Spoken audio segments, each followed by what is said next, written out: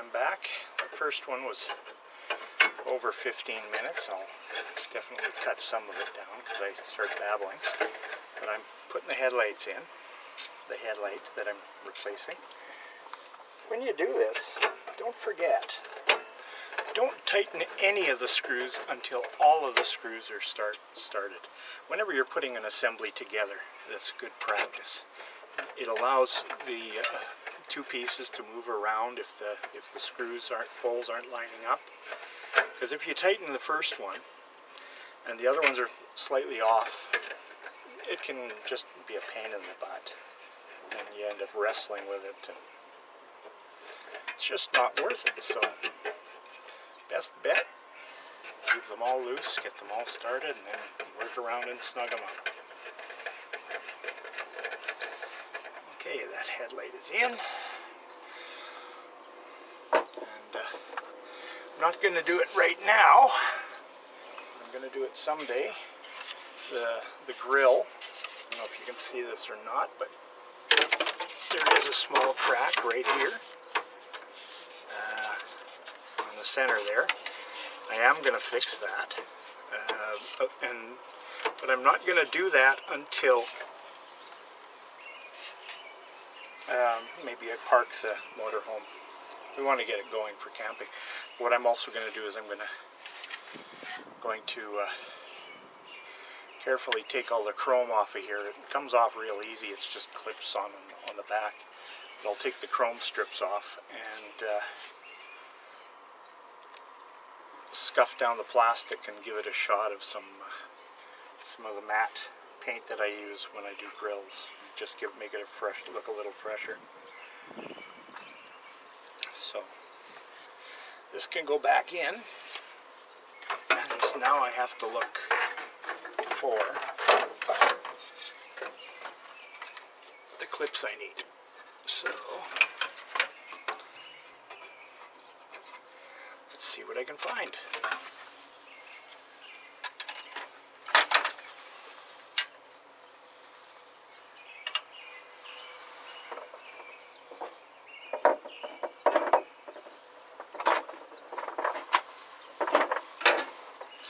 The dielectric grease I showed you, I use that on all the contacts in my vehicles whenever I take them apart. The Datsuns with the old cars, you know, you tend to have a lot of problems. And within the Datsun group of people, and the Datsun Roadsters, the 510s, and some Datsun mechanics I know, and I'm sure other makes do the same thing. They will break and remake connections just to make them rub a few times to clean them. We call that exercising the connectors. And when I do that, I exercise them a few times, you know, click, click, click, click, 3-4 times. Then I double check the circuit, make sure it's working again, and then I'll put some dielectric grease in it. And I find by doing it that way, I eliminate a lot of problems. Okay, we're back. So,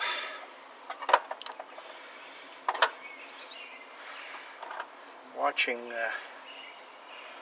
Darren start to get ready for to go drag racing, man, I'm happy for you there. That's you deserve to have some fun, and you can't do stuff like that. I've been there. You know, when I ice raced, well, when I raced, period, I did work in the backyard on people's cars.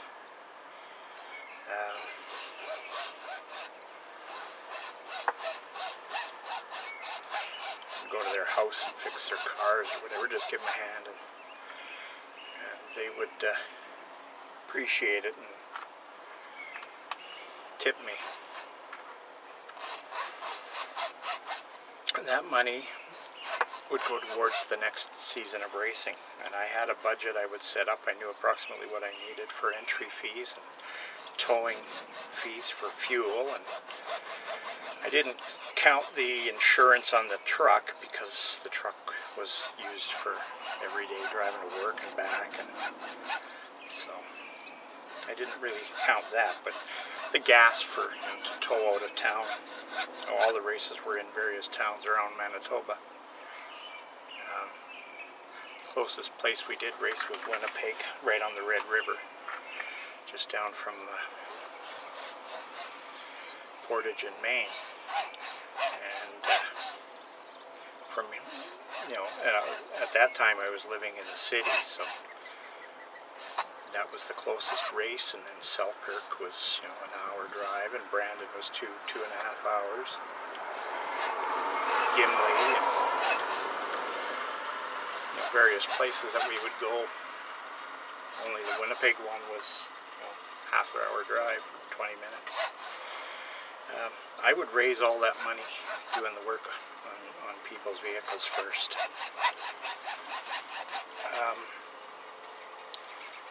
And that was the budget I had for the season. And if I blew up, I had enough money for some repairs, but some repairs were just out of the budget unless I had a good year in the summer doing things for people. I don't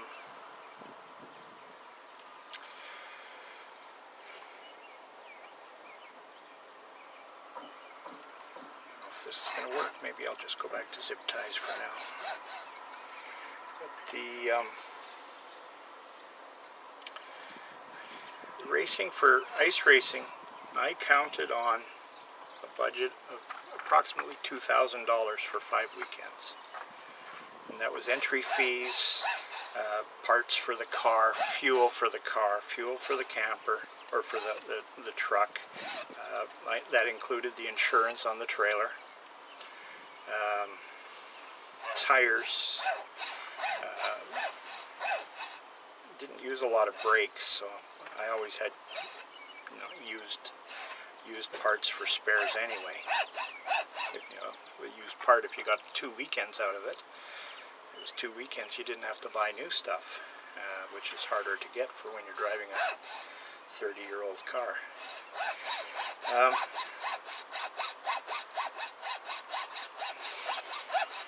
But you'd have to budget. I had it set up for $400 a weekend because some of the races were out of town and they were always a 2-day event. So sometimes it wasn't practical to tow all the way home. So you'd take a hotel, and I always had my pit crew with me. Big pit crew. I had one of the guys that worked with me, Brad, that came with me to help every weekend. And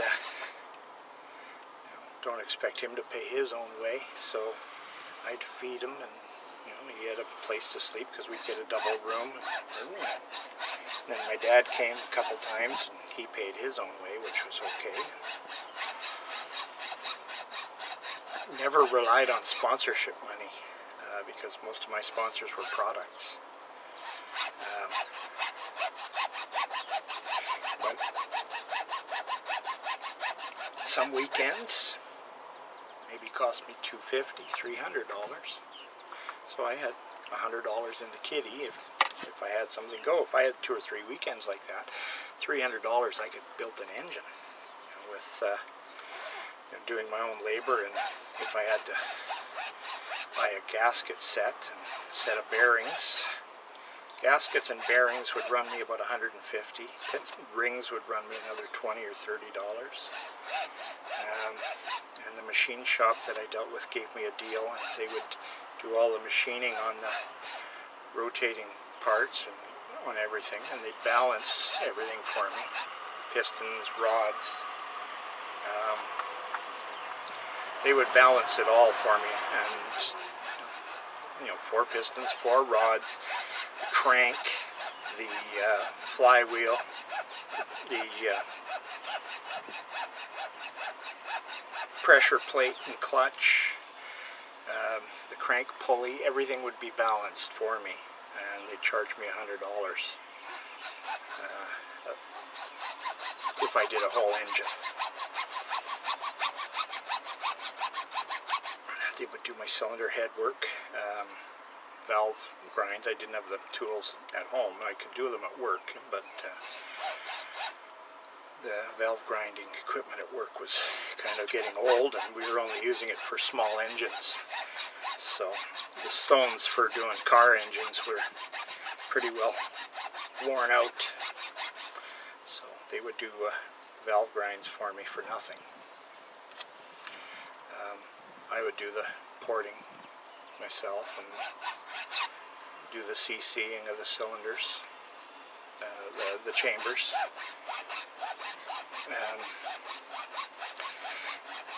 So I do all that with a set of crappy valves in it, and I put the good valves in with the springs in a bag, and take the head down, and they'd hot tank the, or not hot tank, but they had a, I'd call it hot tanking. They washed the head in one of those big dishwashers they have for doing engines and stuff, and then they would do up the valve grind for me. And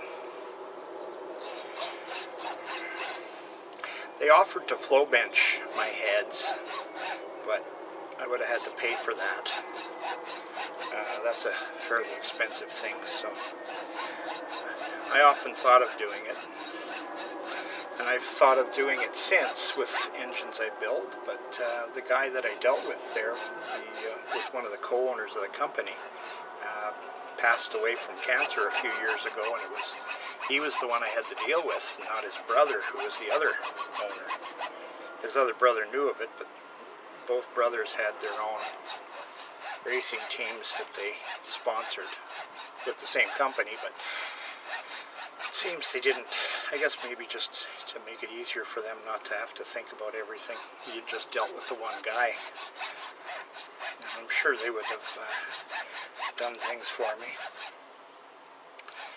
But yeah, racing is expensive, and I hope you can make it there, Darren. I think you'll have a lot of fun in South Carolina. If I wasn't so far away, I'd drive down there and watch. But it's just not in the books. Maybe you have to come up to Brainerd or something. Right at Brainerd, that's only a 6 or 8 hour drive. Then George, the Shade Tree Fix-It man, could meet up with us. He's only maybe an hour away from Brainerd.